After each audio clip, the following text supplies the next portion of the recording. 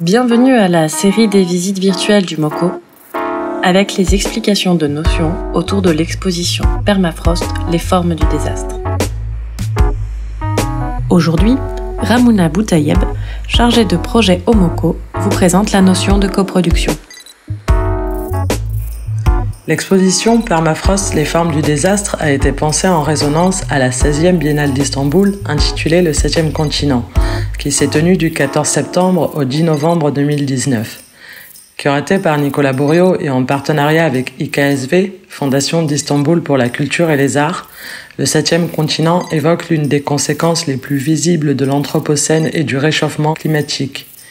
Plus d'une cinquantaine d'artistes invités y présentaient des œuvres qui questionnent notre monde à travers des enjeux historiques, politiques, géographiques, démographiques, culturels ou archéologiques.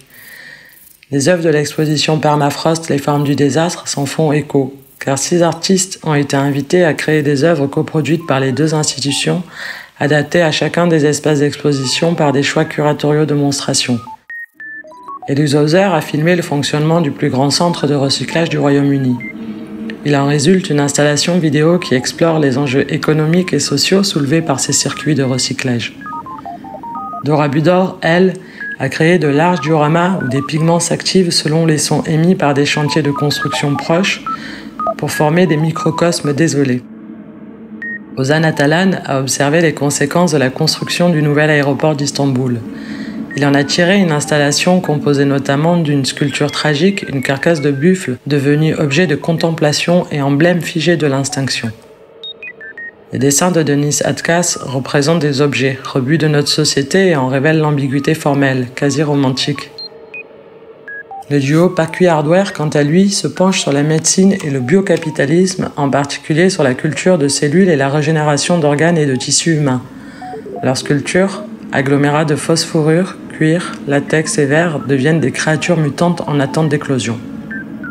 Enfin, Max Huber-Schneider a composé un théâtre d'ombre, théâtre de l'absurde dans lequel des marionnettes entrent en mutation en proposant un jeu autour des notions de supériorité et d'espèce. Ces coproductions ont pris la forme d'une coopération qui a permis d'apporter un soutien à la production de ces 6 artistes. La coproduction intervient souvent à des moments stratégiques de la recherche des artistes en les accompagnant au plus près de leurs projets, parfois très en amont et parfois pour des réalisations in situ en lien avec les différents territoires.